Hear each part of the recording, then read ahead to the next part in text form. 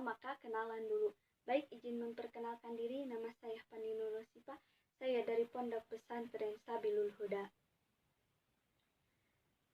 Pergi ke sungai memancing ikan, ikan kecil, ikan arwarna. Salam sapa saya ucapkan. Assalamualaikum warahmatullahi ta'ala wabarakatuh. Alhamdulillahirabbil alamin. Wassalatu wassalamu ala asrofil anbiya'i wal mursalin wa ala alihi wa sahbihi ajma'in, amma ba'du. Yang terhormat para aparat yang selalu taat mengemban amanat, para tokoh masyarakat yang selalu menjunjung tinggi harkat dan martabat, para alim ulama setempat, astadidu astadizat yang selalu eksis menata umat, sehingga menjadikan insan yang bermanfaat bagi dunia dan akhirat. Yang saya hormati, Dewan Juri yang arif lagi bijaksana, serta hadirin yang saya cintai. Pertama-tama dan yang paling utama, marilah kita panjatkan puji dan syukur kehadirat Allah Subhanahu wa Ta'ala yang mana telah memberikan nikmatnya kepada kita semua. Salawat bertangkaikan salam, marilah kita senandungkan kepada junjungan alam, the one of the everything in the world, yang mendobrak dari zaman kegelapan hingga zaman terang benderang seperti sekarang ini, yakni ai habibi wa habibana wa habibullah, Kanjeng Nabi Muhammad sallallahu alaihi wasallam. Tak lupa kepada para keluarganya, kepada para sahabatnya, kepada para tabi'in at-taba'ut tabi'innya, dan sampai kepada kita selaku umatnya. Amin, amin, ya Allah, ya Rabbal Alamin. Hadirin yang berbahagia, sebelumnya ada pepatah Arab mengatakan, An-nasu adini mulakihi, agamaku siap bergantung pada agama penguasanya. Hal ini mengisyaratkan kepada kita semua hadirin bahwa tindakan bentuk seorang pemimpin sangatlah berpengaruh dalam kehidupan masyarakatnya.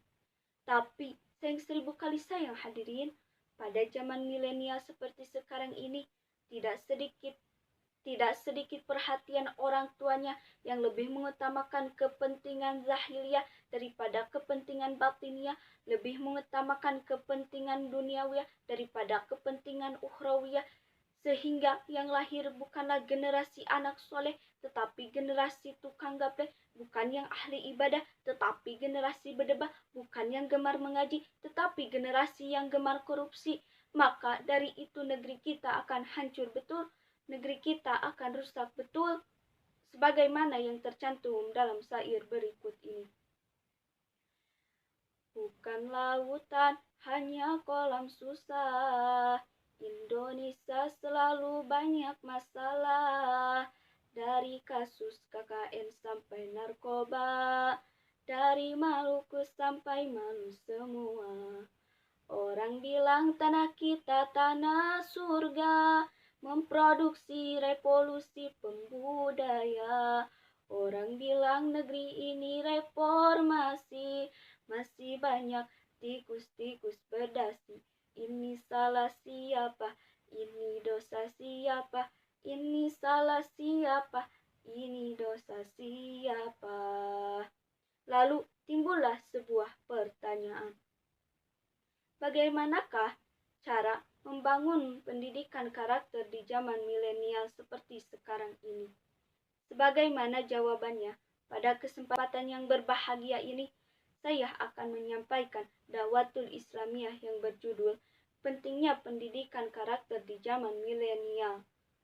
Hadirin yang berbahagia, Rasulullah Shallallahu Alaihi Wasallam merupakan contoh yang baik bagi seluruh umat manusia, sebagaimana firman Allah dalam surat Al-Ahzab ayat 21.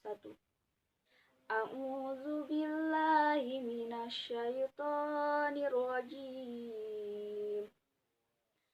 Bismillahirrahmanirrahim.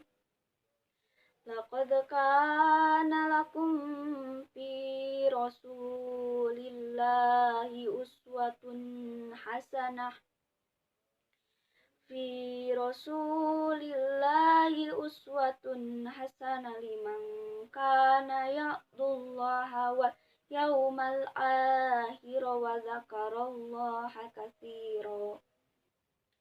Sungguh telah ada pada diri Rasulullah teladan yang baik bagimu, itu bagi orang yang mengharapkan Allah dan hari akhir, serta bagi orang yang banyak berzikir kepada Allah.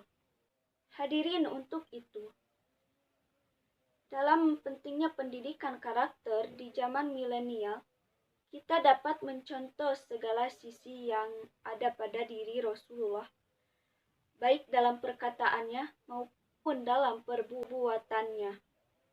Siti Aisyah radhiyallahu anhu telah berkata, Kana kunukuri Quran. Akhlak Rasulullah adalah Al-Quran. Hadis riwayat Muslim. Lalu, apa sajakah akhlak Rasulullah itu? Terdapat 4 sifat akhlak Rasulullah yang dapat kita teladani. Yang pertama, sidik. Yang kedua, amanah. Yang ketiga, tabligh. Dan yang keempat, fatonah. Yang pertama, sidik, yang artinya benar atau jujur. Rasulullah Shallallahu Alaihi Wasallam merupakan suri tauladan bagi seluruh umat manusia. Tentulah Rasulullah Shallallahu Alaihi Wasallam selalu jujur dalam perkataannya maupun dalam perbuatannya. Sebaliknya, sangat mustahil jika Rasulullah Shallallahu Alaihi Wasallam melakukan hal-hal tercela seperti berdusta dan munafik. Yang kedua, amanah, yakni dapat dipercaya. Tidak mengherankan lagi jika Rasulullah Shallallahu Alaihi Wasallam selalu menjadi sosok yang dimintai nasihat dan pendapatnya oleh para sahabatnya, karena Rasulullah Shallallahu Alaihi Wasallam mempunyai sifat yang dapat dipercaya. Yang ketiga, tabligh, yakni menyampaikan. Rasulullah Shallallahu Alaihi Wasallam diberikan wahyu berupa kitab suci Al-Quran yang harus disampaikan kepada seluruh umat manusia, serta Rasulullah Shallallahu Alaihi Wasallam berjuang menyebarkan agama Islam di seluruh penjuru dunia lewat dakwah yang disiarkannya. Yang keempat, fatonah. Sangat mustahil sekali jika Rasulullah Shallallahu Alaihi Wasallam memiliki sifat bodoh, karena Rasulullah Shallallahu Alaihi Wasallam adalah orang yang cerdas dan memiliki wawasan yang luas, serta dalam memutuskan masalah selalu memikir pikiran yang jernih tanpa melibatkan emosi. Hadirin yang berbahagia, dapat kita tarik kesimpulannya bahwa dalam pentingnya pendidikan karakter di zaman milenial, kita dapat mencontoh akhlak Rasulullah, yakni sidik, amanah, tabligh, dan fatonah. Demikianlah dakwatul Islamiyah yang dapat saya sampaikan. Untuk mengakhiri dakwatul Islamiyah ini, saya ada sebuah pantun. Jikalau ada jarum yang patah, jangan disimpan di dalam laci. Jikalau ada kata-kata yang salah, jangan lapor Pak Polisi, karena saya hanya seorang siswi yang mencari ilmu hakiki dan mencari cinta sejati. Wassalamualaikum warahmatullahi ta'ala wabarakatuh.